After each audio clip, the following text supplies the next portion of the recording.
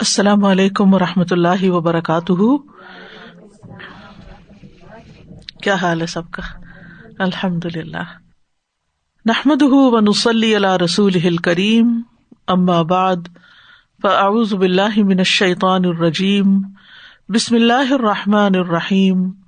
رب اشرح لی صدری ویسر لی امری واحلل عقدۃ من لسانی یفقہوا قولی. سورۃ النساء آیت نمبر 103 سے انشاءاللہ شروع کریں گے. فَإِذَا قَضَيْتُمُ الصَّلَاةَ فَاذْكُرُوا اللَّهَ قِيَامًا وَقُعُودًا وَعَلَى جُنُوبِكُمْ فَإِذَا اطْمَأْنَنْتُمْ فَأَقِيمُوا الصَّلَاةَ إِنَّ الصَّلَاةَ كَانَتْ عَلَى الْمُؤْمِنِينَ كِتَابًا مَوْقُوتًا. پھر جب تم نماز پوری کر چکو تو اللہ کو کھڑے بیٹھے اور اپنے پہلوؤں پر لیٹے ہوئے یاد کرو. پھر جب تم اطمینان میں آ جاؤ تو پوری نماز ادا کرو. بے شک نماز مومنوں پر مقررہ اوقات میں فرض ہے. فَإِذَا قَضَيْتُمُ الصَّلَاةَ پھر جب تم نماز ادا کر چکو پوری کر چکو. قضیتم قضا کا لفظی معنی ہوتا ہے پورا کرنا. سورۃ الجمعہ میں بھی آتا ہے فَإِذَا قُضِيَتِ الصَّلَاةُ فَانتَشِرُوا فِي الْأَرْضِ وَابْتَغُوا مِنْ فَضْلِ اللَّهِ وَاذْكُرُوا اللَّهَ كَثِيرًا لَعَلَّكُمْ تُفْلِحُونَ. پھر جب نماز پوری کر لی جائے یعنی جمعے کی نماز ہو چکے تو زمین میں پھیل جاؤ اور اللہ کے فضل سے اپنا حصہ تلاش کرو اور اللہ کو بہت یاد کرو تاکہ تم فلاح پاؤ. تو یہاں بھی نماز کے پورا ہونے کی بات کی جا رہی ہے اور اشارہ ہے صلاۃ الخوف کی طرف جس کا ذکر ہم نے پچھلے ہفتے کیا. تو جب ایسا ہو چکے یعنی نماز پڑھ لو تم چاہے صلاۃ الخوف ہو یا پھر گھر میں نماز پڑھ رہے ہو تو کیا کرو فاذکروا اللہ قیاما وقعودا وعلی جنوبکم. تو اللہ کو یاد کرتے رہو اللہ کا ذکر کرو. کیسے؟ قیاما کھڑے بھی وقعودا اور بیٹھے بھی وعلی جنوبکم اور لیٹ کر بھی اپنے پہلوؤں پر بھی. یعنی ہر حال میں انسان کو اللہ کا ذکر کرتے رہنا چاہیے. اور دوسرے لفظوں میں ایک عبادت کے بعد دوسری عبادت میں مشغول ہو جانا چاہیے. فَإِذَا فَرَغْتَ فَانصَبْ وَإِلَىٰ رَبِّكَ فَارْغَب. یعنی جب تم فارغ ہو جاؤ تو محنت کرو یعنی ایک عبادت سے فارغ ہو جاؤ تو دوسری عبادت میں لگ جاؤ. اور یہاں پر آپ دیکھیں کہ خاص طور پر اس کا ذکر کیوں کیا گیا صلاۃ الخوف کے بعد؟ کیونکہ نماز کے ارکان میں صلاۃ الخوف میں تخفیف ہوتی ہے. تو پھر یہ ہے کہ جب ایک کام انسان ہلکا کر رہا ہو تو اس کی کمی کو کسی دوسری طرح بھی پورا کرنا چاہیے. یعنی مثال کے طور پر اگر آپ سفر میں ہیں اور آپ قصر نماز پڑھ رہے ہیں، نماز تو چھوٹی ہو گئی لیکن نبی صلی اللہ علیہ وسلم کی سنت سے ثابت ہے کہ آپ سفر میں سواری پر بھی نفل پڑھتے رہتے تھے. یعنی اگر آپ کے پاس موقع ہے نفل پڑھنے کا تو آپ نفل پڑھتے رہیں، اللہ کو یاد کرتے رہیں.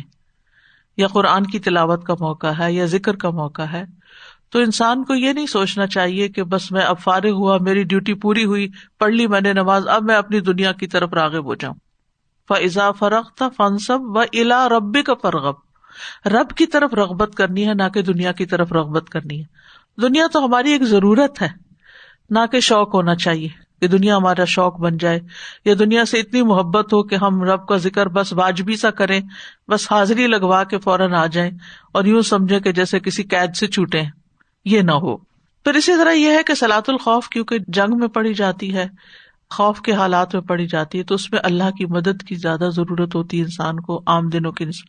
ویسے تو انسان کسی وقت بھی اللہ کی مدد کی محتاجی سے باہر نہیں نکل سکتا، لیکن جب حالات ذرا پریشان کن ہو تو پھر اور زیادہ اللہ کو یاد کرنا چاہیے. اور جب خوف ہو، دشمن کا مقابلہ ہو یا بیماری ہو یا کوئی اور پریشانی ہو تو اس وقت بھی انسان اللہ کو یاد کرتا رہے اور گڑ گڑا کے اللہ سے دعائیں مانگے. اور اس موقع پر دعائیں قبول بھی ہوتی ہیں، استجابت زیادہ ہوتی ہے. حدیث میں آتا ہے 2 وقت کی دعا رد نہیں ہوتی، ایک اذان کے بعد جواب دے کر اور دوسرے جب دشمن کے مقابلے کے لیے صف بن جاتی ہے. سورۃ الانفال میں بھی آتا ہے اذا لقیتم فئۃ فاثبتوا واذکروا اللہ کثیرا لعلکم تفلحون. جب تم کسی گروہ کے مقابل ہو تو جمے رہو اور اللہ کو بہت زیادہ یاد کرو تاکہ تم فلاح پاؤ. لیکن یہ حکم صرف نماز خوف ہی کے بارے میں نہیں ہے، بلکہ اس کے علاوہ بھی ہر حال میں اللہ کا ذکر کرتے رہنا چاہیے. ٹھیک ہے. الذین یذکرون اللہ قیاما وقعودا وعلی جنوبہم. عقل مند لوگ کون ہیں؟ اولو الالباب کون ہے؟ سورۃ آل عمران میں فرمایا وہ لوگ جو کھڑے اور بیٹھے اور اپنے پہلوؤں پر اللہ کو یاد کرتے ہیں. اور ہماری زبان ہر وقت اللہ کے ذکر سے تر رہنی چاہیے. حدیث میں آتا ہے ایک آدمی نے کہا اللہ کے رسول صلی اللہ علیہ وسلم، اسلام کے احکام اور قوانین تو میرے لیے بہت ہیں، یعنی بہت ساری چیزیں کرنے کی ہے، کچھ تھوڑی سی چیزیں مجھے بتا دیجیے جن پر میں مضبوطی سے جمع رہوں، یعنی جو میں کرتا رہوں. تو آپ نے فرمایا تمہاری زبان ہر وقت اللہ کی یاد اور ذکر سے تر رہے. یعنی زبان چلانا کیا مشکل ہے، اندر ہی اندر ہلانا پڑتا ہے، تکتی بھی نہیں. یعنی اگر آپ سارا دن بھی زبان کو ہلائیں، بولنے سے آپ کا سر تک جائے گا، آپ ہو سکتا ہے آنکھیں تک جائیں، آپ کا جسم تک جائے، لیکن آپ کی زبان نہیں تکتی. وہ ایک ایسی چیز ہے کہ جس کو جتنا چاہے استعمال کرے وہ نہیں تکتی. تو کیوں نہ اس کو اللہ کے ذکر میں استعمال کرے. اور اس کا فائدہ کیا ہے؟ فاذکرونی اذکرکم واشکروا لی ولا تکفرون. تو مجھے یاد کرو میں تمہیں یاد کروں گا، میرا شکر ادا کرو، میری ناشکری نہ کرو. اور اللہ کو یاد کرنا کامیابی کا ذریعہ ہے. وَاذْكُرُوا اللَّهَ كَثِيرًا لَعَلَّكُمْ تُفْلِحُونَ. اور اللہ کا ذکر کثرت سے کرو تاکہ تم کامیاب ہو جاؤ، دنیا کی کامیابی بھی اور آخرت کی کامیابی بھی. امام ابن تیمیہ کہتے ہیں کہ مومن کے لیے اللہ کا ذکر ایسا ہی ہے جیسے مچھلی کے لیے پانی. جیسے مچھلی پانی کے بغیر تڑپنے لگتی ہے، ایسے ہی مومن بھی اللہ کے ذکر کے بغیر بے چین ہو جاتا ہے. یعنی اگر مچھلی پانی میں تو خوش ہے، لیکن پانی سے باہر نکلے تو تڑپنے لگتی ہے. مومن بھی اللہ کا ذکر کرتا ہے، اللہ کو یاد کرتا ہے تو خوش رہتا ہے، اور اللہ کے ذکر کی مجلس سے باہر ہوتا ہے یا دنیا کے کاموں میں لگتا ہے تو اس کی پھر بے چینیاں شروع ہو جاتی ہیں. اس آیت سے یہ بات بھی پتہ چلتی ہے کہ نماز کے بعد بھی اذکار کرنے چاہیے، اور ان کی مشروعیت اس آیت سے بھی ثابت ہوتی ہے اور اس کے علاوہ احادیث سے بھی پتہ چلتا ہے. جب ہم نماز سے فارغ ہو جائیں تو سب سے پہلے اللہ کی بڑائی بیان کرنی چاہیے. سلام پھیرنے کے بعد سب سے پہلا جملہ کیا بولتے ہیں؟ اللہ اکبر، اللہ کی بڑائی. پھر اللہ سے مناجات کریں، پھر اللہ سے دعا کریں، تسبیح کریں، تحلیل کریں، تکبیر پڑھیں. ابن عباس رضی اللہ عنہما کہتے ہیں میں نبی صلی اللہ علیہ وسلم کی نماز کے مکمل ہونے کو تکبیر کی وجہ سے سمجھ جاتا تھا. تکبیر کے بعد ہم کیا پڑھتے ہیں؟ 3 بار استغفر اللہ، اللہ اکبر 1 بار اور استغفر اللہ 3 بار. ثوبان کہتے ہیں کہ رسول اللہ صلی اللہ علیہ وسلم جب اپنی نماز سے فارغ ہوتے تو 3 بار استغفار کرتے اور کہتے اللہم انت السلام ومنک السلام تبارکت یا ذا الجلال والاکرام. پھر اسی طرح جب آپ ہر نماز کے بعد سلام پھیرتے تو یہ بھی دعا پڑھتے تھے لا الہ الا اللہ وحدہ لا شریک لہ لہ الملک ولہ الحمد وہو علی کل شیء قدیر اللہم لا مانع لما اعطیت ولا معطی لما منعت ولا ينفع ذا الجد منک الجد. اسی طرح نماز کے بعد آیت الکرسی پڑھنی چاہیے فرض نماز کے بعد. آپ صلی اللہ علیہ وسلم نے فرمایا جو شخص ہر فرض نماز کے بعد آیت الکرسی پڑھے اس کو موت کے علاوہ کوئی چیز جنت میں جانے سے نہیں روک سکتی. تو دن میں 5 دفعہ ہم فرض نماز ادا کرتے ہیں، تو بولنے سے پہلے، کچھ بات کرنے سے پہلے، اٹھنے سے پہلے، سلام پھیرتے ہی پہلے آیت الکرسی پڑھے. ایک ہی تو آیت ہے، وہ تھوڑی لمبی ہے لیکن ایک ہی آیت ہے، تو اس کو پڑھ کر ہی اٹھے. اسی طرح حضرت عقبہ بن عامر کہتے ہیں کہ رسول اللہ صلی اللہ علیہ وسلم نے مجھے حکم دیا تھا کہ میں ہر نماز کے بعد معوذات پڑھوں. معوذات کیا ہے؟ قل هو اللہ احد، قل اعوذ برب الفلق، قل اعوذ برب الناس. تو آپ سوچئے کہ انسان یہ والے ذکر اگر ہر نماز کے بعد کرتا ہے تو کتنا پروٹیکٹڈ رہتا ہے شیطان کے شر سے، اپنے نفس کے شر سے، یعنی کتنا اللہ کی حفاظت میں رہتا ہے. پھر اسی طرح نماز کے بعد کی تسبیحات. نماز کے بعد کی تسبیحات میں آپ صلی اللہ علیہ وسلم نے فرمایا کیا میں تمہیں ایسا عمل نہ بتاؤں اگر تم اس کی پابندی کرو گے تو جو لوگ تم سے آگے بڑھ چکے ہیں تم انہیں پالو گے، یعنی نیکیوں میں جو تم سے آگے ہیں تم ان کو پالو گے، اور تمہارے مرتبے تک پھر کوئی نہیں پہنچ سکتا، اور تم ان سب میں سے بہتر ہو جاؤ گے سوائے اس کے جو یہی عمل کریں۔ ہر نماز کے بعد 33 بار سبحان اللہ، 33 بار الحمدللہ، 33 بار اللہ اکبر کہا کرو۔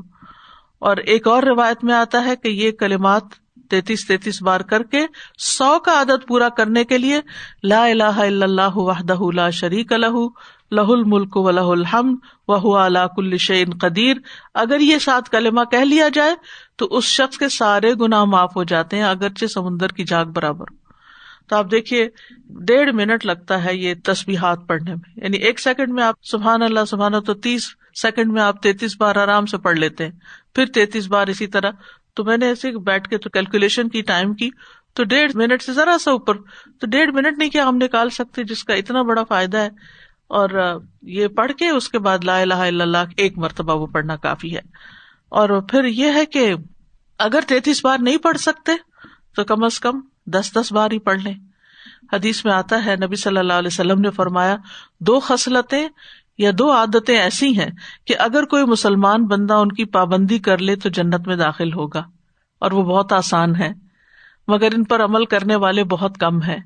ایک یہ ہے کہ ہر نماز کے بعد سبحان اللہ 10 بار، الحمدللہ 10 بار، اللہ اکبر 10 بار کہے تو ادائیگی کے اعتبار سے یہ 150 بار، یعنی 5 نمازوں میں، ٹھیک ہے، لیکن ترازو میں 1500 ہوں گے، یعنی اتنے لکھے جائیں گے، یعنی ایک دفعہ سبحان اللہ کہنا 10 بار لکھا جائے گا، اور 5 نمازوں میں یہ سارے ملا کے پھر 1500 ہو جاتے ہیں، سبحان اللہ الحمدللہ اللہ اکبر۔ اور جب سونے کے لیے بستر پر آئے تو 34 بار اللہ اکبر، 33 بار الحمدللہ، 33 بار سبحان اللہ کہے۔ زبان کی ادائیگی کے اعتبار سے تو 100 ہے، مگر میزان میں یہ تسبیحات 1000 ہوں گی، 1000 لکھی جائیں گی۔ اور میں نے رسول اللہ صلی اللہ علیہ وسلم کو دیکھا آپ انہیں اپنے ہاتھ سے شمار کیا کرتے تھے۔ صحابہ نے پوچھا اللہ کے رسول یہ کیسے ہے کہ یہ عمل آسان ہے مگر ان پہ عمل کرنے والے تھوڑے؟ آپ نے فرمایا سوتے وقت میں کسی کے پاس شیطان آ جاتا ہے اور اس سے پہلے کو تسبیحات پوری کرے وہ اس کو سلا دیتا ہے۔ اور یہ آپ نے ہر ایک نے اس کا ایکسپیرینس کیا ہوگا، میرے ساتھ اکثر ایسا ہوتا ہے، کبھی الحمدللہ تک پہنچتی ہوں اور کبھی اللہ اکبر شروع کرتی ہوں، تو پھر رات جب آنکھ کھلتی ہے تو سوچتی ہوں پوری ہوئی تھی کہ نہیں۔ اور فرمایا اور اسی طرح اس کی نماز میں شیطان آ جاتا ہے اور اسے یہ تسبیحات پڑھنے سے پہلے ہی کوئی کام یاد دلا دیتا ہے، اور انسان فوراً چھوڑ کے تسبیحات اٹھ جاتا ہے۔ لیکن ایک بات یاد رکھیے، چونکہ یہاں پر فرمایا قیاما وقعودا وعلی جنوبکم، تو اگر آپ مصلی پہ بیٹھ کے نہیں بھی پڑھ سکے نا تو آپ کیا کریں؟ اگر آپ نے کچن میں ہی کام کرنا ہے، مثلا کھانا بنا رہے ہیں، تو آپ ساتھ ساتھ پھر تسبیحات پوری کر لیں، کیونکہ اس کی بھی اجازت ہے کہ نماز کے بعد انسان کھڑے بیٹھے لیٹے تینوں حالت۔ اسی طرح اگر آپ کی طبیعت ٹھیک نہیں، آپ لیٹنا چاہ رہے ہیں اور بیٹھا نہیں جا رہا مصلی پہ، آپ اٹھ کے لیٹ جائیں، یا آپ واک کرنا چاہ رہے ہیں تو چلتے چلتے پڑھ لیں، لیکن ان تسبیحات کو چھوڑے نہیں، کیونکہ ان کا فائدہ بہت زیادہ ہے۔ یعنی اس آیت کا مطلب کیا ہے کہ کھڑے بیٹھے پہلوؤں پہ کہ ہر حال میں اور کثرت سے اللہ کا ذکر کرتے رہو۔ تو بندہ مومن جو ہوتا ہے، رات ہو دن ہو، خشکی میں ہو سمندر میں ہو، سفر میں ہو حضر میں ہو، کام کاج کر رہا ہو یا فارغ ہو، محتاج ہو یا مالدار ہو، بیمار ہو یا تندرست ہو، کسی بھی حال میں ہو، سب کے سامنے ہو یا چھپ کے کہیں بیٹھا ہوا ہو، ہر حال میں اللہ کا ذکر کرتا ہے، یہ مومن کی شان ہے۔ پھر آپ دیکھیے کہ اگرچہ ہمیں چلتے پھرتے اور بیٹھ کے لیٹ کے پڑھنے کی اجازت ہے، لیکن نماز کی جگہ پر بیٹھے رہنے کا ثواب زیادہ ہے، یہ بھی یاد رکھیے۔ مسند احمد میں ہے رسول اللہ صلی اللہ علیہ وسلم نے فرمایا جب کوئی شخص نماز کے بعد اپنی نماز کی جگہ پر بیٹھا رہتا ہے تو فرشتے اس پر صلات پڑھتے رہتے ہیں، فرشتے اس کے لیے دعائیں کرتے رہتے ہیں، اور فرشتوں کی صلات کیا ہے؟ اللہم اغفر لہ، اللہم ارحمہ، اللہ اس کو بخش دے، اللہ اس پہ رحم فرما۔ سوچئے ذرا، جتنی دیر آپ بیٹھے ہیں فرشتے آپ کے حق میں دعائیں کیے چلے جا رہے ہیں۔ آپ کسی کو پیسے دے کے بھی کھڑا کریں نا کہ یہاں کھڑے رہو جب تک میں بیٹھی ہوں مصلی پہ، تم میرے لیے یہ دعا کرو، اپنے کسی بچے کو بھلا کہیں، سوال ہی پیدا نہیں ہوتا کہ اتنی دیر مسلسل کوئی ہمارے لیے دعا کرے۔ ہم اپنے بہن بھائیوں دوستوں کو کہہ بھی دیتے ہیں نا ہمارے لیے دعا کریں، وہ زیادہ زیادہ کیا کریں گے؟ نماز کے بعد 1 دفعہ کر لیں گے، 2 دفعہ کر لیں گے، 3 دفعہ، اس سے زیادہ کون کرے گا آپ کے لیے؟ اپنی دعاؤں سے لوگوں کو فرصت نہیں ہوتی، یا لوگ تو اپنے بھی نہیں کرتے۔ یعنی بعض لوگوں کو دیکھا نماز پڑھی جھٹ سے مصلی سے اٹھ گیا, دعائیں نہیں کرتے, تو جو اپنے نہیں کرتے وہ دوسروں کے لیے کیا کریں گے؟ تو اس لیے بہت ضروری ہے کہ وہاں تھوڑی دیر ضرور بیٹھنے کا اہتمام کیا جائے اگر اللہ تعالیٰ موقع دے, اور اس کی حرص رکھی جائے, اس کی نیت کی جائے, کیونکہ دنیا کے کام ختم ہو نہیں سکتے, اور جتنا بھی ہم ان کو بڑھا لیں وہ بڑھ ہی جاتے ہیں, اور جن چیزوں پہ کمپرومائز کر لیں وہ بھی گزارا چل ہی جاتا ہے. تو جب آپ کو مصلی پہ بیٹھنے سے کوئی چیز پریشان کرے نہیں, وہ فلاں کام ہے فلاں, تو آپ اس وقت سوچا کریں کہ وہ زیادہ امپورٹنٹ ہے, یہ زیادہ, اس کا بینیفٹ زیادہ ہے یا اس کا بینیفٹ زیادہ ہے. تو انشاءاللہ اپنے آپ کو ایک دفعہ قائل کریں گے نا, اور کچھ دفعہ کرتے رہنے سے پھر عادت بھی ہو جاتی ہے.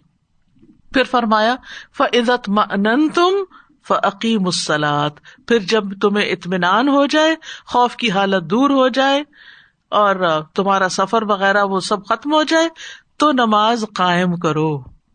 یعنی ہمیشہ گھر میں سفر والی نماز نہیں پڑھنی یا مختصر نماز نہیں پڑھنی, نماز قائم کرو. اطمأننتم کا لفظ طمأنینت سے, جس کو ہم اطمینان بھی کہتے ہیں. طمأنینت کہتے ہیں بے قراری کا ختم ہونا, یعنی جب تمہارا خوف ختم ہو جائے, بے قراری ختم ہو جائے, دشمن کے طرف سے تم بے فکر ہو جاؤ, تو پھر کیا کرو, تم پوری نماز پڑھو. اور اگر سفر کے بعد مقیم ہو جاؤ تو قصر نہیں بلکہ نمازیں پوری کرو. اور خوف سے امن میں آؤ تو رکوع سجود پراپر کرو, یعنی ہر وقت اشاروں سے نہیں کرو. امن میں آنے کے بعد انسان کو نماز کے تمام ارکان واجبات وغیرہ جو ہیں ان کو صحیح طور پر ادا کرنا چاہیے, یعنی خشوع کے ساتھ رکوع سجود وغیرہ اطمینان کے ساتھ نماز پڑھنی چاہیے. اصل بات یہ ہے کہ نماز کے بارے میں اتنی تفصیلات کیوں آتی ہیں, کیونکہ نماز جو ہے اسلام کا بنیادی رکن ہے, اور ہمیں ان کی حفاظت کا بھی حکم دیا گیا ہے, اور جو حفاظت نہ کرے ان کو وعید بھی سنائی گئی, فویل للمصلین الذین هم عن صلاتهم ساہون. اور حفاظت کا حکم سورۃ البقرہ میں آتا ہے, حافظوا علی الصلوات والصلاۃ الوسطی وقوموا للہ قانتین. اور نماز ایسا فریضہ ہے جو کسی بھی حال میں ساکت نہیں ہوتا. ابھی پیچھے جو ہم نے تفصیل پڑھی صلاۃ الخوف کی, اس کا مطلب ہے اگر دشمن بھی سامنے کھڑا ہے تب بھی نماز پڑھنی ہے, اور جماعت سے پڑھنی ہے, الا یہ کہ کوئی صورت ہی نہ ہو جماعت کرنے کی, تو پھر تم جیسے بھی ہو چلتے بیٹھتے اپنی نماز پڑھ لو. تو وہ نماز گھر میں آرام سے بیٹھے ہوئے کیسے معاف ہو سکتی ہے, یہ دنیا کے کام کاج میں کیسے معاف ہو سکتی ہے؟ یعنی انسان کے پاس کسی بھی حال میں نماز چھوڑنے کا کوئی جواز نہیں ہے. نبی صلی اللہ علیہ وسلم نے فرمایا, جب آدمی کسی جنگل میں ہو, نماز کا وقت آ جائے, وضو کرے, پانی نہ ہو تیمم کر لے, پھر اقامت کہے, اکیلا ہے اقامت کہے, پھر بھی اس کے دونوں فرشتے اس کے ساتھ نماز پڑھیں گے. سبحان اللہ. یعنی وہاں بھی ہم اکیلے نہیں ہیں, ساتھ ہے فرشتے.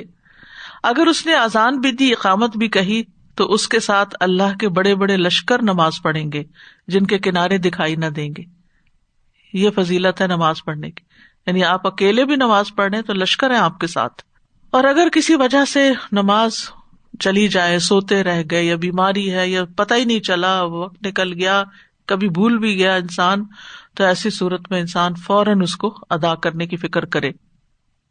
اصل میں نماز اسلام اور کفر کے درمیان فرق کرنے والی ہے, اور اسلام اور شرک کے درمیان, یعنی بندے کے مسلمان ہونے کا سمبل یا جو علامت ہے وہ نماز ہی ہے, اور پہلا کام ایمان لانے کے بعد جو کرنے کا ہے وہ نماز ہی ہے.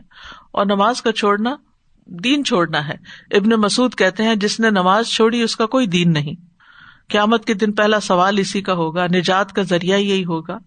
اور ایک نماز بھی چھوڑنا انسان کے لیے بہت بڑے خسارے کی بات ہے. نبی صلی اللہ علیہ وسلم نے فرمایا, جس شخص نے عصر کی نماز چھوڑ دی اس کے اعمال باطل ہو گئے. یہ صحیح بخاری کی روایت ہے, من ترک صلاۃ العصر حبط عملہ.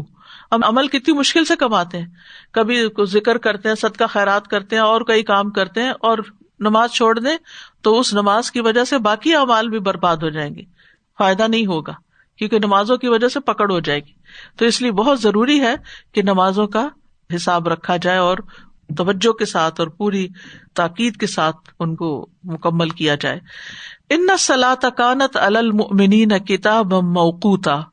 بے شک نماز مومنوں پر وقت کی پابندی کے ساتھ فرض کی گئی ہے, یعنی یہ فرض ہے نماز. اور دوسرا یہ کہ اس کے اوقات مقرر ہیں, یعنی کہ اپنی مرضی سے جب چاہو پڑھ لو اور کبھی پہلے پڑھ لو اور کبھی بہت لیٹ کر کے پڑھو، نہیں، اپنے وقت کے اندر پڑھو۔ قرآن مجید میں نمازوں کے اوقات کے ذکر ملتے ہیں۔ سورۃ بنی اسرائیل میں آتا ہے وَأَقِمِ الصَّلَاةَ طَرَفَيِ النَّهَارِ وَزُلَفًا مِّنَ اللَّيْلِ إِنَّ الْحَسَنَاتِ يُذْهِبْنَ السَّيِّئَاتِ ذَلِكَ ذِكْرَىٰ لِلذَّاكِرِينَ۔ یہ سورۃ ہود کی آیت تھی۔ اسی طرح سورۃ بنی اسرائیل میں بھی آتا ہے، اور بھی جگہوں پر آتا ہے نماز کے اوقات کہ دن کے دونوں کناروں میں نماز قائم کرو اور رات کی کچھ گھڑیوں میں۔ تو دونوں کناروں سے مراد طلوع الفجر اور زوال الشمس۔ اول طرف جو ہے اس میں فجر آ جاتی ہے، دوسری طرف جو ہے اس میں ظہر اثر آ جاتی ہے، اور پھر اس کے بعد رات کا حصہ جو مغرب اور عشاء کا آ جاتا ہے۔ یعنی طرفی النہار سے مراد صبح اور دوپہر ہے، کنارے دو، یعنی دن کا چڑھنا اور پھر ڈھلنا۔ تو جبریل علیہ السلام نے نبی صلی اللہ علیہ وسلم کو پانچوں نمازوں کے اوقات خود آ کر بتائے تھے، اور نبی صلی اللہ علیہ وسلم نے یہ اوقات اپنی امت کو بتائے۔ صرف نماز ہی نہیں، آپ دیکھیے دیگر عبادات کے لیے بھی اوقات مقرر ہے۔ روزے کب رکھے جاتے ہیں؟ رمضان میں۔ حج کب کیا جاتا ہے؟ ذوالحجہ میں۔ زکوٰۃ کب دی جاتی ہے؟ 1 ایئر دی جاتی ہے جب آپ کا ٹائم پورا ہو جاتا ہے، یعنی وقت پر اس کی بھی ادائیگی کرنی چاہیے۔ نہ صرف یہ کہ حج، نماز اور روزے کی وقت کی پابندی کرنی چاہیے، زکوٰۃ کی بھی، کیونکہ باقی تو یہ ہے کہ باؤنڈ کر دیا گیا کہ اس ٹائم سے اس ٹائم میں آپ نے روزے رکھنے ہیں، اس ٹائم سے اس ٹائم میں آپ نے نماز پڑھنی ہے، اگر نہیں ہو تو ہوگی نہیں۔ اور حج تو پھر 9 ذوالحجہ کو آپ کو عرفہ میں حاضر ہونا ہے، نہیں ہوئے تو حج ہوا ہی نہیں، تو اس کی تو سب لوگ بہت فکر کرتے ہیں۔ لیکن جہاں تک زکوٰۃ کا معاملہ ہے وہ ہمارے اپنے ہاتھ میں ہوتی ہے۔ اچھا ابھی کیلکولیشن کر لوں گی، اچھا ابھی وہ پتہ کرتی ہوں، ابھی گولڈ کا ریٹ پتہ کرنا، نہیں، آپ 1-2 ہفتہ پہلے سے ہی یہ ساری ایکسرسائز شروع کر دیجیے۔ اور اگر آپ کے پاس اتنا ہی گولڈ ہے جو پچھلے سال تھا، یا جو مال ہے وہ پچھلے سال جتنا ہی ہے، تو پھر تو جو پچھلے سال دی تھی اور گولڈ کی نئی قیمت پتہ کر کے اس کا کیلکولیشن کر کے تو فوراً نکالیں۔ یعنی وقت سے پہلے تو نکالیں، لیکن جب وقت آ جائے تو ایک دن کا بھی ڈیلے نہیں کرنا چاہیے، الا یہ کہ آپ نے کر کے الگ کر کے رکھ دی، اور اب جس کو دینا ہے اس کے آنے میں کوئی دیر ہے یا کوئی اور وجہ ہے، لیکن ڈیلیز نہیں ہونی چاہیے، اس کی بھی ادائیگی بر وقت ہونی چاہیے۔ اچھا، عام طور پر تو نمازیں لوگ لیٹ کر کے پڑھتے ہیں، لیکن کبھی کبھی وقت سے پہلے بھی پڑھ لیتے ہیں، یعنی وقت داخل ہی نہیں ہوا اور بس کہا کہ اب باہر جانا ہے تو میں زور سے پہلے ہی زور پڑھ لوں، ایسا نہیں ہوتا، کیونکہ ان الصلاۃ کانت علی المؤمنین کتابا موقوتا، اور وقت پر نماز ادا کرنا اللہ تعالیٰ کو سب سے محبوب عمل ہے۔ آپ صلی اللہ علیہ وسلم سے جب پوچھا گیا کہ سب سے پیارا کام اللہ تعالیٰ کے نزدیک کیا ہے، تو آپ نے بتایا کہ نماز کو اس کے وقت پر ادا کرنا، اور آپ نے حکم بھی دیا نماز کو اس کے وقت پر پڑھا کرو، اور پھر یہ کہ اول وقت پڑھنے کا حکم دیا گیا ہے۔ اور جیسے ہی نماز کا وقت آ جائے تو فکر کرنی چاہیے، اور باقی کام چھوڑ کے پہلے ادا کر کے تسلی سے پھر اس کے بعد باقی کام کرنے چاہیے، الا یہ کہ کوئی مجبوری ہو۔ نمازوں میں کوتاہی جو ہے یہ انسان کو نفاق کی طرف لے جاتی ہے، اور سستی اور دیر دیر سے پڑھنا۔ نبی صلی اللہ علیہ وسلم نے فرمایا نیند میں قصور نہیں، یعنی اگر کوئی سوتا رہ گیا تو اور بات ہے، قصور جاگنے کی حالت میں ہوتا ہے، وہ اس طرح کہ تم کسی نماز کو اس حد تک ڈیلے کر دو کہ دوسری نماز کا وقت آ جائے۔ اور جو نمازوں کے وقت کو ضائع کرتے ہیں، دیر سے پڑھتے ہیں، ان کے بارے میں آتا ہے ویل للمصلین الذین ھم عن صلاتہم ساہون۔ مصعب بن سعد کہتے ہیں میں نے اپنے والد سے کہا ابا جان، اللہ تبارک و تعالیٰ کا یہ جو فرمان ہے ویل للمصلین، تو ہم میں سے کون ہے جو نہیں بھولتا؟ ساہون کا مطلب تو بھولنے والے، تو ہم میں سے کون ہے جس کے دل میں خیال نہیں گزرتے؟ یعنی نماز کے اندر ہم بھول بھی جاتے ہیں اور خیال بھی آتے ہیں۔ انہوں نے کہا اس کا یہ مطلب نہیں، اس سے مراد وقت کا ضائع کرنا ہے، کہ انسان فضول کاموں میں لگا رہے یہاں تک کہ نماز کا اصل وقت ضائع کر دے اور ڈیلے کر کر کے پڑھے۔ وَلَا تَهِنُوا فِي ابْتِغَاءِ الْقَوْمِ إِن تَكُونُوا تَأْلَمُونَ فَإِنَّهُمْ يَأْلَمُونَ كَمَا تَأْلَمُونَ وَتَرْجُونَ مِنَ اللَّهِ مَا لَا يَرْجُونَ وَكَانَ اللَّهُ عَلِيمًا حَكِيمًا۔ اور تم دشمن قوم کی تلاش میں کمزوری نہ دکھاؤ، اگر تم تکلیف اٹھاتے ہو تو وہ بھی تکلیف اٹھاتے ہیں جیسا کہ تم تکلیف اٹھاتے ہو، اور تم اللہ سے وہ امید رکھتے ہو جو وہ نہیں رکھتے، اور اللہ بہت علم والا، بہت حکمت والا ہے۔ وَلَا تَهِنُوا فِي ابْتِغَاءِ الْقَوْمِ، اور تم دشمن قوم کی تلاش میں کمزوری نہ دکھاؤ، ابتغاء، اور یہاں پر لفظ تہنو استعمال ہوا جو وہن سے ہے، ٹھیک ہے۔ تو یہاں مومنوں کی حوصلہ افزائی کی جا رہی ہے کہ وہ دشمن کے ساتھ صبر اور عزم کے ساتھ اپنی جنگ جاری رکھیں، کمزوری نہ دکھائیں، پسپائی اختیار نہ کریں، ہمت نہ ہاریں۔ سورۃ آل عمران میں بھی آتا ہے وَلَا تَهِنُوا وَلَا تَحْزَنُوا وَأَنْتُمُ الْأَعْلَوْنَ إِن كُنتُم مُؤْمِنِينَ، اور نہ کمزور بنو اور نہ غم کرو، اور تم ہی غالب ہو اگر تم مومن ہو۔ اسی طرح سورۃ محمد میں آتا ہے فَلَا تَهِنُوا وَتَدْعُوا إِلَى السَّلْمِ وَأَنْتُمُ الْأَعْلَوْنَ وَاللَّهُ مَعَكُمْ وَلَن يَتِرَكُمْ أَعْمَالَكُمْ، پس نہ کمزور بنو نہ صلح کی طرف بلاؤ، اور تم ہی سب سے اونچے ہو، اور اللہ تمہارے ساتھ ہے، اور وہ ہرگز تمہارے اعمال تم سے کم نہ کرے گا۔ تو ان ساری آیات میں اہل ایمان کو تلقین کی جا رہی ہے کہ وہ اپنے مقصد میں پرعزم رہیں، اور دشمن کا جب مقابلہ ہو تو بزدلی نہ دکھائیں، اور ہمت حوصلے سے اپنا کام کرتے جائیں۔ ان تکونوا تعلمون فانہم یعلمون کما تعلمون، ان تکونوا تعلمون، اگر تم تکلیف اٹھاتے ہو، تعلمون کا لفظ علم سے ہے، تو وہ بھی تکلیف اٹھاتے ہیں جیسی تم تکلیف اٹھاتے ہو، یعنی اگر تم زخمی ہوتے ہو یا قتل ہوتے ہو تو اسی طرح تمہارے دشمن بھی تو زخمی ہوتے ہیں، قتل ہوتے ہیں، اور وہ تو ہمت نہیں ہارتے، وہ تو تمہارے مقابلے پہ آ رہے ہیں، تو تم کیا مقابلہ نہیں کرو گے؟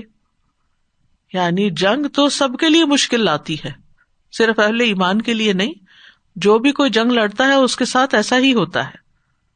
یہ آیات جنگ احد کے موقع پر نازل ہوئی تھی۔ جیسے کہ آپ جانتے ہیں کہ جنگ احد کے موقع پر 70 چنے ہوئے صحابہ جو تھے وہ شہید ہو گئے تھے، اور مسلمانوں کو شدید رنج و غم پہنچا تھا، اور خاص طور پر حضرت حمزہ، حضرت مصعب بن عمیر اور دیگر صحابہ بھی تھے جن کے ساتھ مسلح بھی کر دیا گیا تھا، عبداللہ بن جہش وغیرہ۔ اسی کے بارے میں سورۃ آل عمران میں بھی آتا ہے ان یمسسکم قرح فقد مس القوم قرح مثلہ، اگر تمہیں کوئی زخم پہنچا تو یقیناً ان لوگوں کو بھی زخم پہنچا۔ ان لوگوں سے مراد کون ہے یہاں؟ اہل مکہ، کفار مکہ۔ اور کب وہ زخم لگا تھا ان کو؟ بدر میں لگا تھا، اور ان کے 70 اس وقت مارے گئے تھے۔ تو ان تکونوا تعلمون، اگر تمہارے اب 70 شہید ہوئے ہیں، فإنہم یعلمون کما تعلمون، تو ان کے ساتھ بھی یہ ہو چکا جیسے اب تمہارے ساتھ ہوا ہے، یعنی ان کو بھی وہی مصیبت آئی تھی، لیکن تمہارے اور ان میں فرق ہے۔ کیا؟ وَتَرْجُونَ مِنَ اللَّهِ مَا لَا يَرْجُونَ، تم اللہ سے اس چیز کی امید رکھتے ہو جس کی وہ امید نہیں رکھتے، یعنی تم اللہ کی مدد کی امید رکھتے ہو، انہیں تو اللہ کی مدد کی کوئی امید نہیں۔ اور دوسرا یہ کہ تم اللہ سے ڈرتے ہو، وہ اللہ سے نہیں ڈرتے۔ اور پھر مومن کی امید جو ہے صرف دنیا کی کامیابی کی نہیں ہوتی، اگر دنیا میں کسی وجہ سے انسان کا نقصان بھی ہو جائے تو مومن کے لیے تو آخرت کی کامیابی کی امید ہی امید ہے۔ وہ کہتے ہیں نا کہ جیت گئے تو کیا کہنے، ہارے بھی تو بازی مات نہیں، یعنی اگر تم اس میدان میں جیت جاتے ہو تو ویل اینڈ گڈ، لیکن اگر ہار بھی گئے تو بھی ہارے نہیں، کیونکہ اللہ کے ہاں تو جیت ہی جیت ہے۔ تم اللہ سے امید رکھتے ہو کہ تمہیں اس ہارنے کے نقصان پر بھی، اس زخم چوٹ کھانے کے نقصان پر بھی تمہیں اجر عظیم عطا کرے گا۔ تو مومن جو ہے وہ ہر حال میں اللہ پر بھروسہ رکھتا ہے، چونکہ وہ اللہ کے لیے کام کرتا ہے۔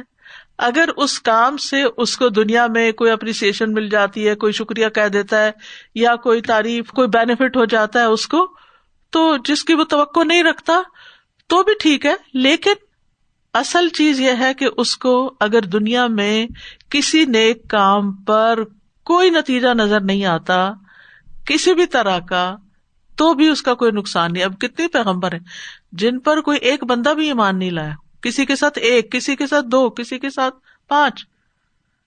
آپ دیکھیے کہ یحییٰ علیہ السلام کا نام اللہ تعالیٰ نے خود رکھا تھا، لیکن پھر کیا ہوا آپ کو معلوم ہے نا کہ ان کی گردن اڑا دی گئی تھی بیت المقدس میں۔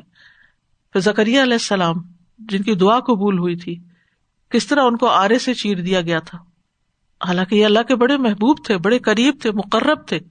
کیا وہ نقصان میں رہے؟ دنیا کے حساب سے نقصان نظر آتا ہے، لیکن آخرت کے حساب سے وہ نقصان میں نہیں ہے. ان تکلیفوں سے گزر کے ان کے درجات اور بلند ہوئے. تو مومن کو دونوں چیزوں میں فائدہ ہی فائدہ ہے، کامیابی میں بھی فائدہ اور ناکامی میں بھی فائدہ ہے. دنیا کا کچھ مل جائے تو بھی فائدہ، نہ ملے تو بھی فائدہ ہے، کیونکہ اس کے پاس آخرت کا اجر ہے، اس کے لیے اللہ کی رضا ہے جو سب سے بڑی چیز ہے.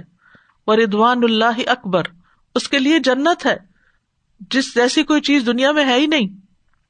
اس لیے مومن تو کبھی ہمت ہارتا ہی نہیں، کبھی حوصلہ ہارتا ہی نہیں، کبھی مایوس ہوتا ہی نہیں، کبھی پریشان ہوتا ہی نہیں کہ مجھ سے کیوں چھوٹ گیا. کیوں؟ اس لیے کہ جو اس کا نقصان ہوا اللہ سبحانہ وتعالیٰ اس کا عوض اس کو ضرور دے گا. مومن کو تو ایک کانٹا بھی چبھتا ہے تو اللہ تعالیٰ اس کے بدلے میں اس کو بہترین معاوضہ عطا کرتا ہے، بہترین اجر عطا کرتا ہے. تو پھر اس کے لیے تو کوئی نقصان ہی نہیں. وَتَرْجُونَ مِنَ اللَّهِ مَا لَا يَرْجُونَ. تو مومن اور کافر کی امید میں، ہوپ میں فرق ہوتا ہے. انسان کی زندگی میں مایوسی اس وقت آتی ہے جب وہ اللہ تعالیٰ سے نا امید ہو جاتا ہے. تو جو انسان کا ایمان بڑھتا ہے اس کی امید بھی بڑھتی ہے اور اس کے اندر حوصلہ بھی بڑھتا ہے.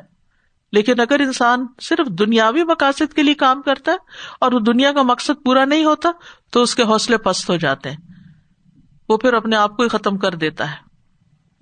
جنگ احد کے دن جب ابو سفیان نے پکار کے کہا تھا کہ الحرب سجال بیننا و بینکم، کہ جنگ جو ہے بدر کی شکست کا بدلہ ہے اور باری باری جیتنے کا عمل ہے، تو صحابہ نے ان کو جواب دیتے ہوئے کہا یہ برابر نہیں ہے، ہمارے مقتول جنت میں ہیں اور تمہارے مقتول جہنم میں ہیں.